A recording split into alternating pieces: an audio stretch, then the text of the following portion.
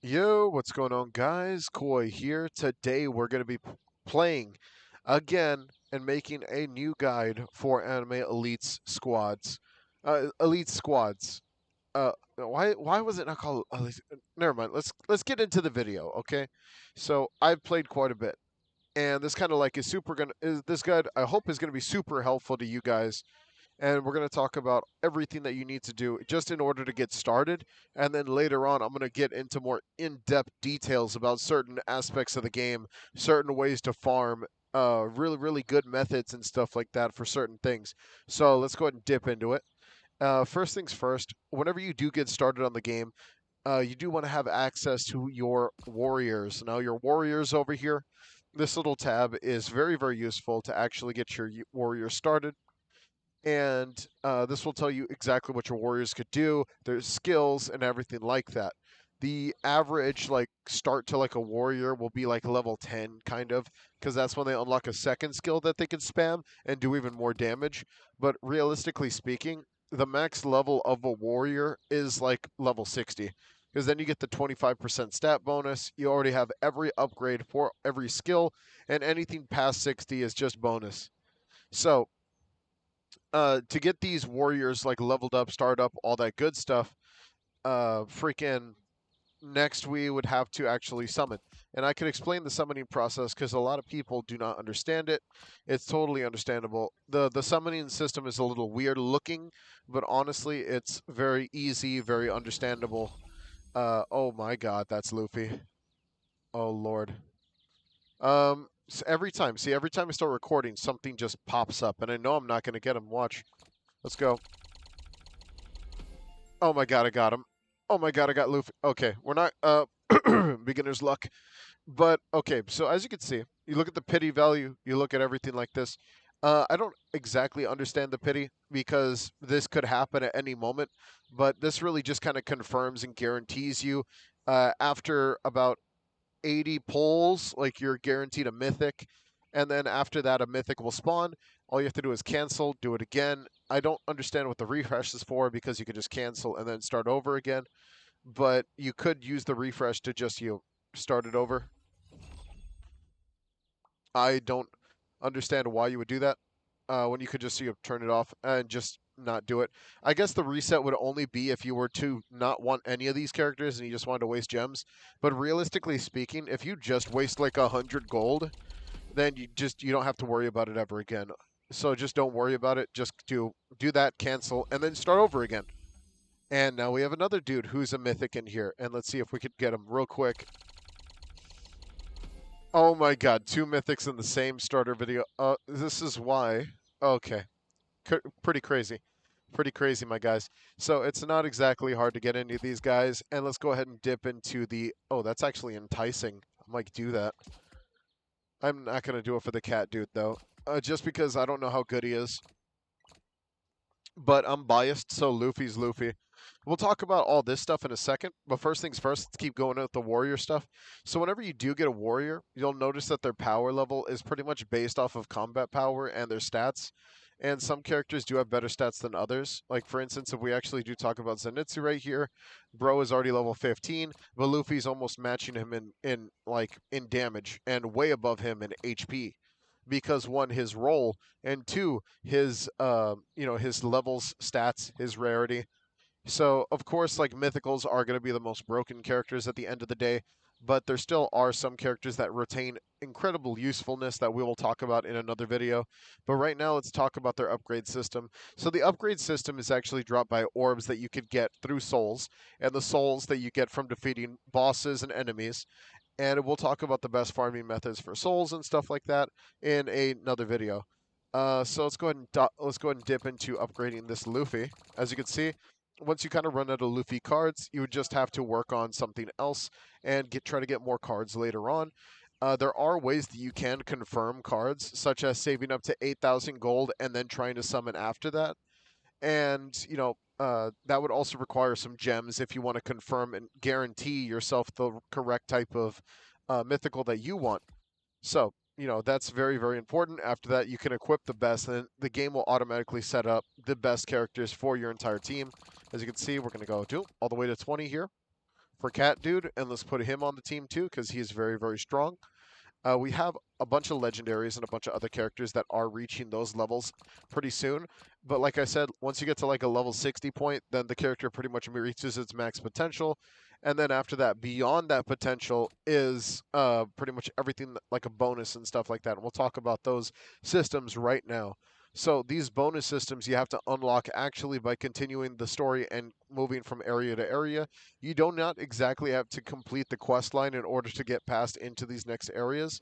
You can actually bypass that by just collecting wood and moving on from there and just kind of pressing on so you could unlock those areas that we're going to talk about right now. A little tidbit right here, as you can see, if you could also find characters in the overworld and they kind of join your party. So if you guys do want 2 starter characters right there without summoning, there's going to be Ryuk at the starter zone, and then there's going to be the guy from Food Wars right there in the second zone. Ryuk will be right here. So keep that in mind if you have some souls to spare, and then after that, you kind of have like more characters for your team. Very, very cool. By the way, this is your inventory. We'll tell you about your equips, your items, your consumables. I would suggest saving all this stuff depending on what do you need at that moment. And we'll talk about farming methods and stuff like that in just quite a bit. So next, as you can see, unlocking different areas unlocks these very, very important training camps and very, very important slots. As you can see, the last one is the Warriors Index over here. No clue what that is yet, but most likely you're only going to have to worry about the stuff in the beginning because once you get to the Sea Lighthouse, then you have to worry about this equipment. So that's going to be an important one. But right now, as you can see, dungeons are locked right now, so we aren't going to see any dungeons. And I'm probably thinking the same thing with the Warriors Index. I don't know how far they've gotten with the game yet since it did just release, but it's kind of clear they are trying to push content.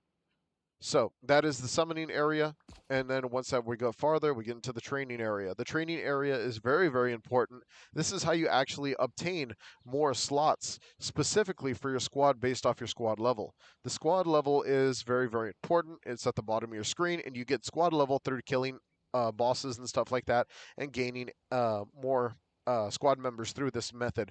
And also to actually upgrade everything, you need ore, and you get ore levels up this whole tree, and this whole tree is just bonus stats for your entire squad. There's a lot of little systems here and there that you can use to kind of give your entire squad bonus stats, and we'll talk about those right now, such as equipment. I do have the equipment area unlocked right now, as you can see. There is some items that you can put on. You could just put the best on, and then it automatically raises your combat power, and it shows you the stats bonuses that you've granted your entire team or said squad. So I would always go based off of best equips until you reach the end game level where you start to get items that are a little more like a little more hardcore and stuff like that. If you just want to get rid of them, just disenchant them. There is a shop over here, and probably the most important shop in the entire game, because this shop is the best way to get these little red orbs, which are probably your most important way to continue through the game, because those red orbs are over here in the training area, as you can see, and that is the currency you're going to need in order to get more squad members, and I'll show you right now. Boom.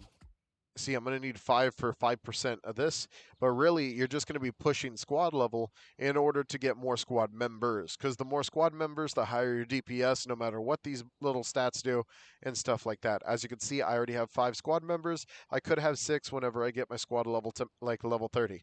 So that's super important. As you can see, my squad is pretty tough right now too, so that's kind of cool.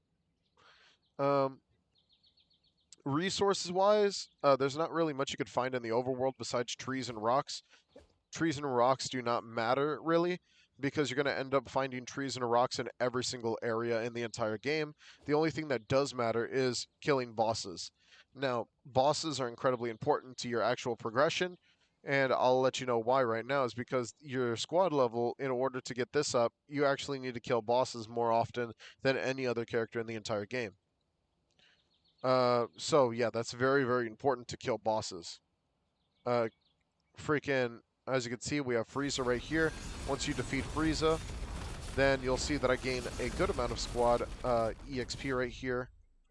And then we'll also get a chest. The higher rarity the chest is, the better the items that you get for that chest. Obviously, that dude is stronger than me, or something like that, because he just took all the loot from that chest. So let's go ahead and find a boss that is going to be more end game. As you can see, Big Mom over here. Defeating Big Mom is going to be very, very important to our progression, because as you can see, once we defeat Big Mom, we'll get a decent chunk of squad level, and then after that, we will also be getting granted a chest. And the higher rarity the boss, and the stronger the boss, the better the items that you can find inside the chest, whether that be the amount of gold or the amount of souls within that chest. So do take that into consideration. As you can see, we defeated her.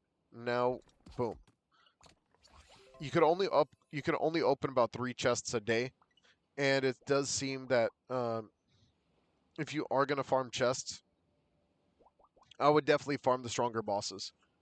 All right, so like I said, progression is based off these little things right here. I'll show you that we just have to get the wood and stuff like that, and then you can just kind of like move on from here. I don't know if there's any limitations like doing the story or anything like that, because I've never seen it. The only thing I've ever seen is just doing it, just getting wood. All right. Once we actually do obtain all the wood that we need, though, that's pretty much the currency to move on to the next areas, which is pretty nice. You never have to worry about it ever again after that, and all you have to do is unlock the portal for that next zone whenever you actually get to that point. Now, once you unlock the portals, like I said, the portals over here are very, very important to actually just moving on. As you can see, we can get to Coral Island next. It seems that I am going to need to get my squad level up, though. It looks like resources are determined by squad level, too. That makes sense. That's actually a pretty easy, nonchalant way to get this stuff done, then. I wish they would put more characters around the map, though. Finding characters is actually pretty interesting to me. Let's see. So, let's go ahead and talk about some of the stuff in here, such as the online rewards. The longer you're in the game, you get rewards as you're in the game. Over here, we have all different battle passes, arena pass, we have the squad level pass, we have the summoning pass, and we have the mission pass. All these passes will be boosted based off of what you're doing at that time, but it's all going to be finished at the end of the day, because there's all literally moved by the same by just progressing in the game. Never have to worry about it ever again. As you can see over here, we do have daily rewards that we can obtain, such as also some of these optional legendary cards, optional mythical warrior cards, very, very OP stuff. So if you just want to log in, that's the best way to get some stuff. There is the starter one over here, which you can pay for. Is it worth it in my eyes? I don't think so, because there's actually more stuff, more worth your value, and I'll explain that right now. The ultimate passes, I don't know if these are like incredible value. I mean, for 800 Robux, that's pretty solid, but I wouldn't say that it's like the craziest thing compared to just like what you could actually get in the shop. We'll just talk a little bit about the premium shop real quick, and definitely these things are pretty interesting. So these are like bonuses for your characters, mythical weapons, and depending on which characters you actually obtain. So, I mean, this is pretty cheap and kind of worth it, not going to lie, especially if you're going to be hard focusing on a very specific character. Uh, there is the dailies, weeklies, and there also is achievements. All this stuff is very, very easy to do. You just complete these little achievements, and then you actually just obtain the stuff. So it's like free resources at that point, because you're going to be doing this and playing anyways. Dashing does absolutely nothing but get you further to places. Auto fight is probably the best setting in the game, because you can just turn it on, off, and they'll just kind of do their own thing. If we are going to talk about what's like the most worth, there are bundles for very, very specific characters, such as these characters, like the Felix bundle, which do hold like a lot of value, such as upgrade material and then also a good amount of gems. But I would say the most value is actually given to us through the weekly bundles, because here you could actually obtain weekly mythical warrior optional stuff. And this is actually probably the best bang for your buck, due to the fact that you can use this in order to actually promote future characters that you're working on, especially mythicals. But that's just me personally, because I think you know getting these optional cards literally just allows you to choose any of the freaking characters in the game. And I can show you that through my consumables. As you can see, you could choose any of these purple characters. I could choose Kimpachi. I could choose everybody here. Of course, I'm going to choose Saitama. And then if, boom, now I have Saitama cards. And optional cards are just incredibly useful, just to like any character. As you can see, boom, that's just an extra few levels for my Saitama. Nothing too crazy, but a lot of optional cards would be a lot better than no optional cards at all. Yeah, that pretty much does it with that, though. There are some small things that I do want to go over, and that is definitely their powers. Do make sure that you pay attention to what these people can do, such as giving strength to all warrior strength, like warriors of strength, they give more damage to each other. So it is very based off of the thing I don't like about this system, and I'm going to be totally clear about that, is that with this system, it's like all warriors, all this, all that, but that's pretty much brute forcing the game compared to if you would have just like, you know, I don't know if it means all agility warriors or all agility warriors on your team. That's the kicker. Because if it's all strength warriors and you have more strength people, then I would suggest upgrading all strength people and then kind of working on like that stuff later like that. And then I would just get more upgrades through that system. So, I mean, it just really depends. I know that if you do work on every single character in the game, you are going to get some type of beneficial worth based off of these all strength warriors. And then after you kind of hit that point where it's like 100, it's just kind of gone. And then you kind of make the character stronger. The star system is the exact same way. With the star system, you're literally just going to be leveling up the character to level 30, and then after that, star system is unlocked, and then you never have to worry about it again. Um, yeah, so just have fun. I'll see you guys later whenever I go down and start doing some more up-to-date videos. Like what's the best way to spend your gems? What's the best farming method? I just figured that one out earlier, and we'll talk more about it in a bit. All right. Well, I hope you guys enjoyed. Don't forget to like and subscribe. Hit that notification bell down below. I will see you guys later. Take it easy and peace out, dudes.